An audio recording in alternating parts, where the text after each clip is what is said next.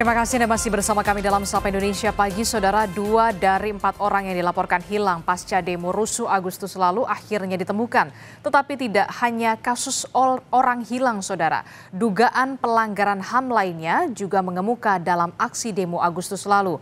Pemerintah pun akhirnya mendorong tim independen pencari fakta yang telah dibentuk oleh 6 lembaga hak asasi manusia untuk mengusut kasus ini.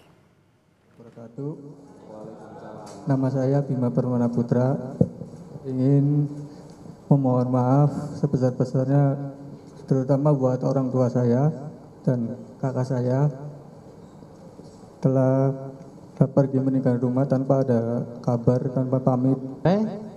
Nama saya Eko yang dalam hampir 3 minggu kemarin dicari-cari oleh semuanya. Pertama saya ucapkan mohon maaf untuk ibu saya karena sudah membuatnya khawatir. Saya pergi tanpa memberi kabar. Polda Metro Jaya menemukan 2 dari 4 orang yang dilaporkan hilang dalam demo akhir Agustus lalu. Keduanya ditemukan di 2 lokasi berbeda. Bima Permana Putra ditemukan Subdit Resmob Direktorat Reserse Kriminal Umum Polda Metro Jaya di depan sebuah rumah ibadah di Jalan R.E. Marta Dinata, Kota Malang, Jawa Timur. Saat ditemukan, Bima sedang berjualan mainan. Sementara Eko ditemukan di wilayah Kuala Jelai, Kalimantan Tengah. Di sana, Eko bekerja sebagai penangkap ikan.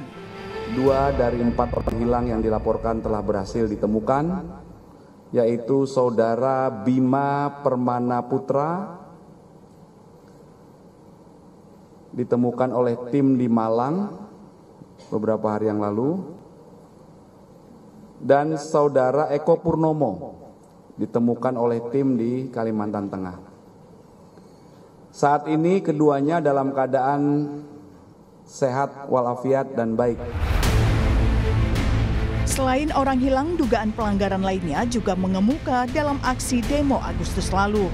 Pemerintah yang awalnya berencana membentuk tim pencari fakta, akhirnya memilih untuk mendorong tim independen pencari fakta yang telah dibentuk oleh 6 lembaga HAM, yaitu Komnas HAM, Komnas Perempuan, KPAI, Ombudsman, Komisi Nasional Disabilitas, dan LPSK.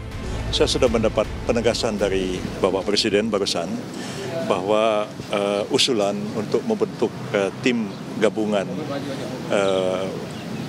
pengumpulan fakta terhadap kasus-kasus demonstrasi yang berujung kerusuhan akhir Agustus yang lalu itu tidak perlu dibentuk menurut Bapak Presiden. Dan oleh karena 6 lembaga negara HAM yang dipimpin oleh Komnas HAM sudah membentuk tim penyelidik non-justisial independen, maka Presiden mengatakan bahwa silahkan Komnas dan 6 lembaga negara HAM itu bekerja untuk melakukan penyelidikan, mengumpulkan fakta tentang apa yang terjadi di balik demonstrasi yang berujung kerusuhan itu. Tapi dosen Sekolah Tinggi Hukum Indonesia Jentera, Bivitri Susanti, tetap mendorong pemerintah untuk terlibat. Menurut dia, lembaga HAM kerap mendapat sandungan ketika akan memeriksa tokoh-tokoh berpengaruh. Bagaimana Presiden bereaksi terhadap suatu peristiwa, itu memang harus kita baca secara politik dan hukum tata negara sebagai bagaimana cara dia, paradigma dia memandang apa yang terjadi pada Agustus yang lalu. Jadi ini bukan soal Komnas HAM bisa bergerak sendiri, bisa.